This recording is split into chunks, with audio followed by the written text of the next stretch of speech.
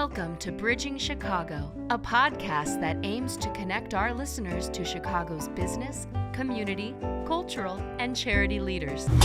Hello and welcome to another episode of the Bridging Chicago podcast. Thank you for joining us again for season 7. Remember, you can watch all 6 seasons of our prior episodes on our website, www.bridgingchicago.com. Make sure you watch all those seasons, and you can rewatch any of the episodes for season 7 and check out what's coming up with Bridging Chicago. I am really excited to be joined today by Jen Guzman, who we've been talking to for a while, and we finally got around to sitting down and starting to record. So we are going to have a lot to talk about, and really I'm excited to have you share with our listeners. But we always start with your Chicago story because we are Bridging Chicago. Love it. So why don't you tell us your Chicago story and tell us a little bit about yourself? Yeah. Well, first and foremost, excited to be here. Congrats on 7 seasons. I'm happy to be in season 7 because it's a lucky number. Yes. Jen Guzman from West Rogers Park, born and raised, to Jewish grandparents on my mom's side and a Mexican immigrant father on my dad's side, obviously. So I'm a Mexa-Jew. I grew up here, spent almost the majority of my life here. So I, with the exception of 2 stints in Los Angeles, born and raised, Chicago public school kid, except for high school because I got in trouble in 8th grade and then I had to go to Catholic high school at St. Ben's on Irving and Damon, and then also went to DePaul. But who I am is, aside from being a Mexa-Jew, I'm a daughter, I'm a sister, I'm a friend, and a prospective mother. Nathan and I were talking a little bit about my adoption journey, and I am a Chicago kid through and through, and made of grit and tenacity and strength, but also grace, and super excited to be doing a lot of the work that we've been doing here in Chicago. Yeah, and I think your Chicago upbringing kind of highlights this sort of Midwestern big city culture that we have, because I grew up in the Midwest, but in a very small town in central Illinois, and there's some really stark differences, but then also a lot of similarities because of this whole big cities are going to naturally bring about a certain kind of personality and a certain drive, but also being in the Midwest, you get a lot of that in as well. Do you feel like you kind of grew up that way, or is that kind of the Chicago that you know? Yeah, and I think the grit and tenacity definitely comes from both sides, the Jewish and Mexican side, but it certainly comes from growing up in the city. Yeah. And Chicago is a city that, I love the idea of being raised by the village. I feel like Chicago is definitely a city that's like that versus a New York or Los Angeles. There's definitely more tie to community here. And I think about the block that I grew up on and the school that I went to for grammar school. Like everybody's parents, everybody on the block was always watching everybody's kids, right? I'm not that old, I'll be 42. But so this wasn't that long ago. But I definitely feel like when you are raised in Chicago, there's definitely this concept of Midwest nice, if you will. And more small town feel in a big city. But there's definitely the scrappy, the gritty, get stuff done type of mentality.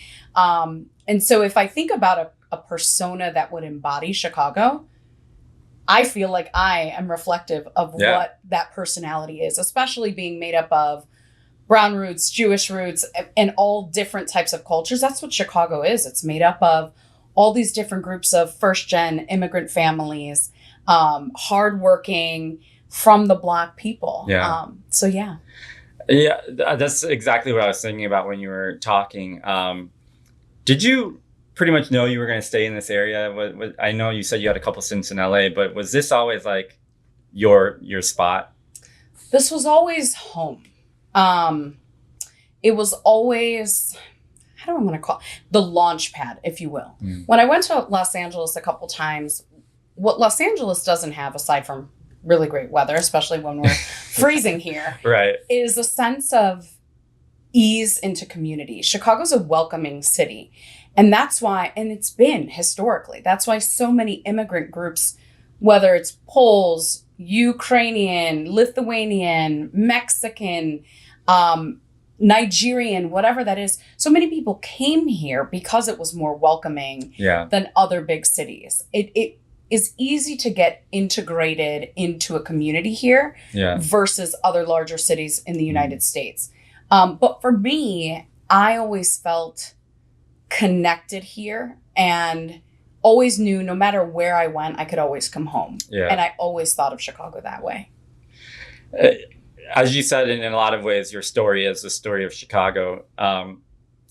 We're going to talk about your company, Bestola Consulting. But the first thing that I love about that, and kind of going back to your story, is that the name of your organization is the combination of your two grandmothers, correct? Yes. From each side. And I love that family is integrated in there. But it's really, the reason that that's so integrated is because of their work with entrepreneurship and small business and family-run businesses that really, I'm assuming, gave you sort of this drive to help other people who also wanted to have that same family business, entrepreneurship spirit kind of thing. Yeah, for sure. I didn't have the privilege of growing up with Bartola or Victoriano, my Mexican grandparents. They died the year before I was born.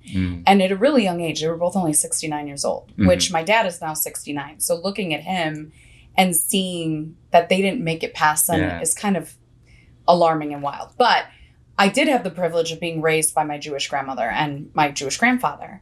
And they were both first generation kids. So both of their parents had come from either Russia or Poland. They grew up on the west side of Chicago, in the Austin neighborhood specifically. And they came from very humble beginnings, but worked so hard. And these were first gen, Great Depression raised individuals. And then my grandfather was a post office worker at the United States Post Office here on Van Buren, and was drafted in World War II. And in October of 43, went to training camp. And by May of 44, was shipped overseas. And on June 6th, 1944, 80 years ago, landed on Utah Beach. That's wild. On the D-Day invasion day in Normandy. But he and my grandmother, while they came from very humble beginnings and didn't have a ton to offer in terms of financial support, they did everything for everyone. I saw my grandmother sit on boards from Special Olympics to Meals on Wheels to Namat Pioneer Women. She also worked at a family-owned business called Neiman Brothers, which is still a business that's here in Chicago. They're on Belmont and Kimball, and they provide large scale baking supplies to bakers all around the city. Sure. And actually, my father worked there for a short period of time as well. So you have them and this sort of humble means, but really work hard to give everything to everybody around me. Then you had my immigrant father and his parents. And they, when I think about poverty stricken in comparison, United States to this rural town in Mexico in which we came from, it's very different. Like the word impoverished in this town in Rincón de Dolores, Michoacán. My father was the baby of 6. And I'm pretty sure that there were days that family went without dinner. And so my grandfather came here to the United States a couple times through the Bracero program to make money. But he also made gabanes, which are ponchos. And he had a telar and he weaved. So I'm looking at this yarn here that you have and I'm thinking about my grandfather. And my grandmother made candies, like would have sweet figs and things like that, and would sell whatever they could just to make a little bit, just to feed the family. And when you think about entrepreneurship, I think we have a different view here of what that means. And I'm just like, God, I came from an entrepreneur background. And so both of those sides and that humble, gritty, tenacious, and very simple way of life is what inspired me to start Bestola. When I was reading through your blog on the website, one of the themes that I saw running through the different articles was about being yourself, about bringing yourself. And I think sometimes in business, you can feel like you're not supposed to do that. Like you're supposed to present this perfect picture of something or someone. You're supposed to sell something that is better than who we feel we are, or that by being ourselves, maybe the other person won't connect with it or will feel uncomfortable about part of who we are. And so we don't want that to happen. And so when I was reading about bringing yourself to the table, I thought, well, that makes sense because that's the only thing that no one else can bring, right? Right. There's always things that people can bring to the table, but what they can't bring is who you are.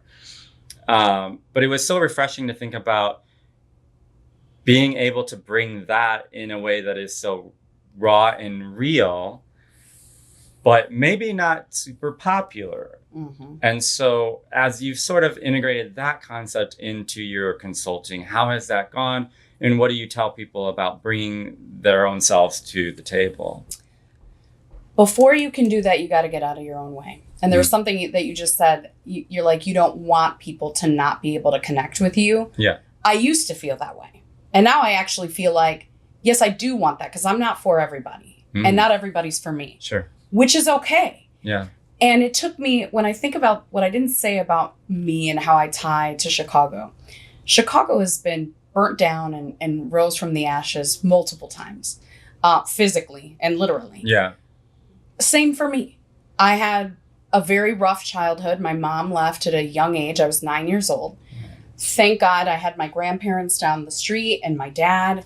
But even as an old school Mexican father raising a young woman on his own, when you're an old school Mexican father, is very challenging. Yeah, yeah. And so I've had this, abandonment and trauma throughout my childhood.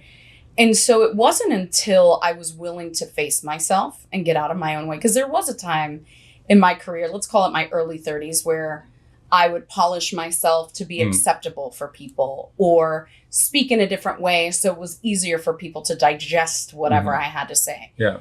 And then as I continue to do the work, I see therapists every week. I have an executive coach. I have a spiritual advisor I see quarterly. As I started to get more comfortable in my own skin, I was like, it's okay for people not to accept me. So I had this deep abandonment wound that felt like, gosh, if I'm not liked or accepted or respected, I'm not going to feel good. Yeah. Now I'm at a point in my life where I'm like, it's okay if we don't gel, right? Yeah, I'm not for you and I'm not for everybody. Sure.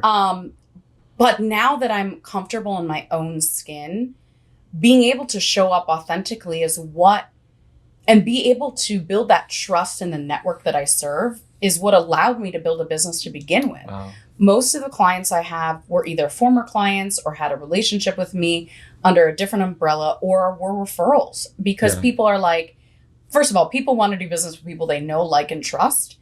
And it's my authenticity, which that word gets overused sometimes, but really my realness, my boldness, my lack of fear of telling business owners often what they need to hear, not necessarily what they want to hear, even if it's hard, is what allowed me to lift Bestola Consulting off the ground to begin with. And so it's not easy, and learning how to communicate in a way so that people hear you has been a work in progress for me because I'm fast paced, right? I want to get to the point. Sure. But I also, I wouldn't have it any other way. And now when I see not just younger women and younger Latinas, even women my age, especially Latinas, we're raised to kind of be quiet, like don't rock the boat.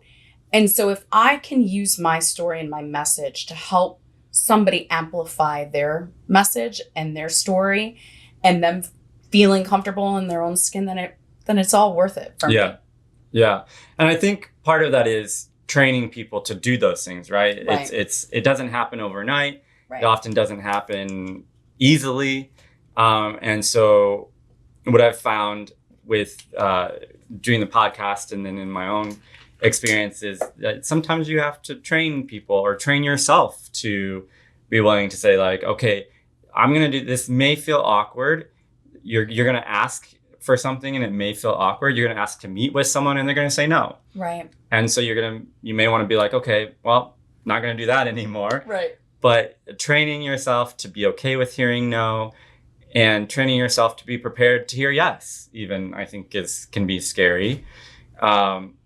But it doesn't happen overnight. And I think for me in the past, there have been times where I've just been like, okay, it's a no. I'm just going to walk away and cut my losses. It's been really hard to say, like, no, I'm going to stay in there and know that what I bring to the table, if they don't need it, someone else will, and they'll get something good out of it. Totally. And I think seeing rejection as redirection And I think I've read that somewhere, so I can't coin it. But rejection is redirection. It may not be the right path. Sometimes a door shutting in your face means, okay, wait, let me try over here. Yeah. And if you don't think about it, and I say this often, and it's a Shakespeare line, expectations are the root of all heartache. If you go in expecting to be accepted and received in a room that wasn't meant for you, then if you get turned away, sometimes it can be disheartening and disappointing. But if you're like, I have no expectation, I'm just going to show up as me. And if it's a no, then maybe it's a hell yes somewhere else as a result. And I think oftentimes we try so hard to like fit in at the table, and maybe we bring our own chair, but sometimes it's, all right, maybe I actually have to start my own table over here and invite other people to mine versus demand to be amongst people who maybe weren't for me. And kind of on that theme of starting your own table, what was the drive for you to start your own company and to do it your way, to do something that, honestly, I haven't heard other people really talk about the things that you're talking about, or at least not in this way. So, I mean, it is a little different. Yeah. I, act one in my career, I was an HR professional. Grew into an HR director role, worked for a family-owned business here locally in Glenview called Apt Electronics. Huge fan of theirs. A lot of people think it's ABT. And my mentor was Bob Apt. And he was the epitome of authentic and showed up for his customers. So I was an HR person, but I really learned about business and relationship management from Bob. And then act 2 of my career was client and employee experience. So I was a partner in an HR outsourcing firm and PEO called Empower HR. And we grew that business from 150 clients to 500. Wow. And we sold about 2 years ago. And we sold to a larger competitor that was not a culture fit. And the partners and I, we were all supposed to stay on for 5 years. And by a year in, we were all gone. And I had to be literally pulled out of there. I had a health challenge last January that kind of really shifted my mindset to say, all right, I'm staying on for my team, but I need to be doing something for me right now. So I left in April of last year, and I was thinking about what else I was going to do. And I'm like, I have a really unique skill set from HR to client experience and relationship management, employee experience, which is customer service. And I've got a long career in nonprofit. I'm like, there's a different value set that I can bring to the small to middle market space. And at that time, I had a couple people reach out and say, hey, I'd really love to pay you to help us. And so I started Bestola. I was thinking about a name, and one day it just came to me. I'm like, I'm going to name the business for Bess and Bartola, both of my grandmothers. And it's been an amazing ride. I'm almost a year in, and I've had a great set of clients, and some are bigger than others, not necessarily all small to middle market space, but I have a unique skill set that can help people. And in showing up in my authentic, best self way, oftentimes I'm giving blind spots to leaders or business owners about things they may not see. And it's been really mind-blowing, but it's also been really amazing to see how this has evolved. I would assume on some level that in this mentorship plays some role in the work, or in with leaders learning and growing. I think mentorship, there's no replacement for experience, but I think the closest is mentorship. It's like hearing about other people's experience is really important. So what would you say to people about, is it important for everyone to have a mentor? Is it like, well, if you want to do this or that, you should have a mentor, but like who should have a mentor, and what difference does that play in people's, let's say, growing as a leader? Because I think most people would want to grow as leaders. Yeah, I think everyone having a mentor, no matter if you want to be a leader or not, leadership is not for everybody. And that's okay. And I think the struggle that businesses have today is so many people get promoted to leadership roles because they're a really good subject matter expert or really good performer. That doesn't mean that they're going to be a good leader. And so we've been elevating people and promoting people into leadership roles without giving them proper development, training, etc. And what happens with that is that person ends up being unhappy. And their team ends up being unhappy because they're not being led and developed either. And so then you have a turnover issue, right? There are root causes to all of these things. But I think everybody should have a mentor. And I don't think we need to overthink it. It doesn't have to necessarily be in a professional space. I think about how I've been telling my story about therapy and how I'm focused on my mental health and physical health. And also, so I can be a mentor to other people around me in that specific area. It doesn't have to be professional development. But I think having people around you who have walked the path, who have gone down a similar journey, it doesn't mean that your journey is going to look the same. Yeah. But hearing from people that, hey, I've been through it. I've been cut apart, sewn back together 20 times, and I'm okay. So you can be too. Yeah. Makes people feel less alone. Yeah. People are yearning for connection. And I actually heard you say this, excuse me, on the pod with Patricia Mota. It's also got to be people that look like you. Yeah. And so that you can relate. And it's okay to say, hey, I might not listen to a Caucasian woman, but I know that you come from a very similar background as me, Jen. So I'm going to give more credibility to your story because you look like me. That's okay. Yeah. There's so many good nuggets in there. And I think, a lot of this is highlighted on your website. And we'll make sure that you give us that information. But it's really interesting because it's interesting because sort of the running theme for me is like, you've got to do it your way, which then in consulting, it kind of like, I always thought of consulting as like, here are the best practices. Let me give you the best practices so you can figure out how to do what you want to do. But I think when I'm listening to you, it's like, well, the best practice is to do it your way and to bring yourself and to bring your experience. And it doesn't seem to be as like box fitting as I've heard in the past, which I don't know if it's just like refreshing or if it's modern or what it is, but it doesn't seem to be like what I thought or what I've heard from other people in the past, which is really, really interesting. It's a good point. And I actually just did an exercise for a client of mine where I interviewed a number of their clients because we're redesigning their client experience. So I said, before we start rebuilding, let's go find out what your clients think. Yeah.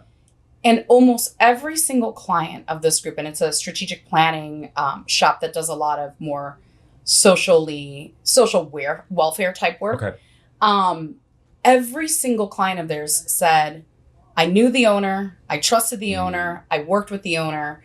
And so when you do it your way and maybe the foundation looks similar in terms of like operationally, how you deliver, how you sell, how you serve your clients. But people want to be comfortable in a space that they're comfortable with. And I've also learned, make friends with your competitors. I would love to, because if somebody came to me and said, hey, I'd love to talk about your services. What I do from a sales perspective is really just ask a lot of questions and be curious versus saying, hey, I've done this before, so I could give you the playbook. It's more, hold on, let me understand what the pain points are. Sure. And then let's tweak it so that it serves you. That might be a similar structure from one client to the next, but the outcome is going to be different. Yeah. What I like about making friends with your competitors, if somebody doesn't connect with me or my style, I still want to be a resource. That person came to me for help for a reason.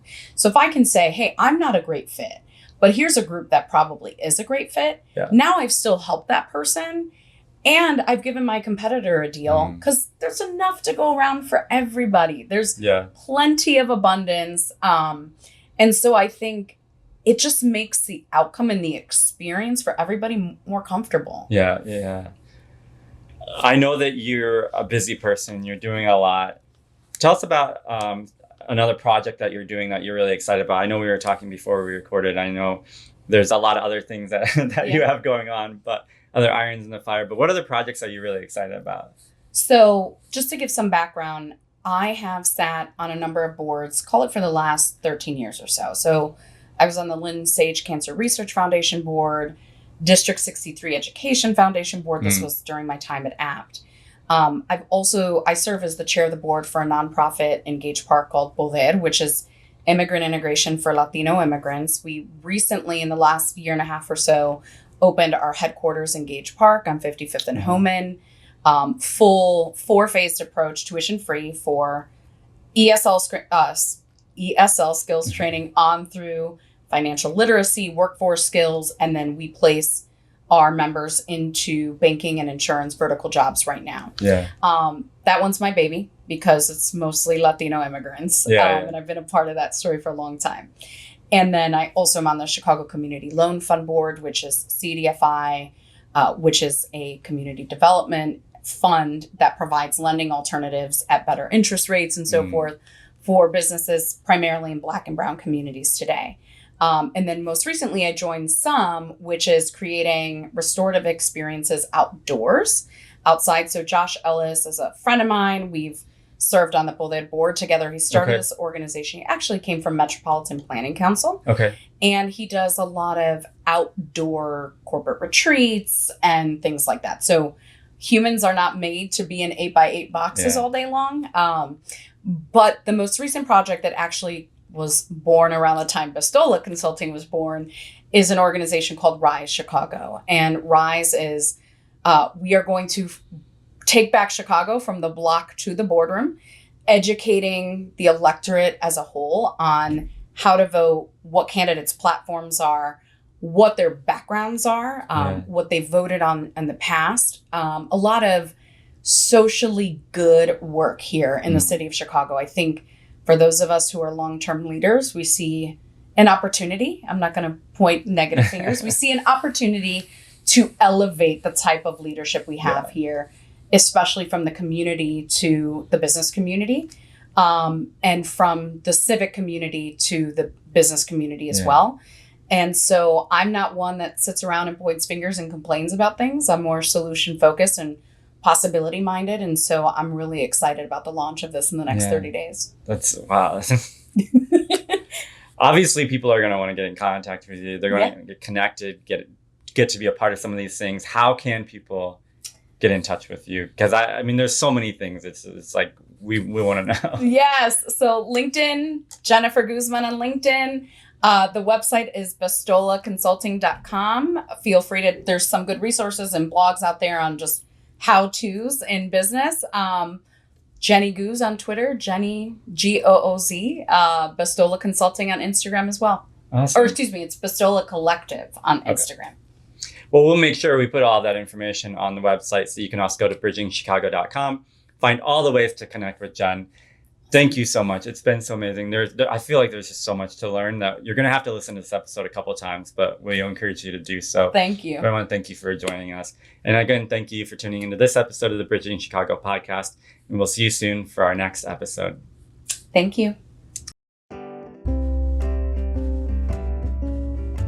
Thanks for listening to this episode of Bridging Chicago, as produced by the SATC Solutions Center. Nothing contained in this podcast shall constitute financial, investment, legal, and/or professional advice. No professional relationship of any kind is created between you and the podcast host or guest. You are urged to speak with your financial, investment, or legal advisors before making any investment or legal decisions. Furthermore, the opinions expressed in this podcast are not necessarily the opinions of SATC Solutions Center, SATC Law, or any of its employees. This podcast is created by the hosts and guests' individual capacities. All opinions on this podcast are or have been rendered based on specific facts, under certain conditions, and are subject to certain assumptions and may not and should not be used or relied upon for any other purpose, including but not limited to, or use in or in connection with any investment purposes or legal proceeding.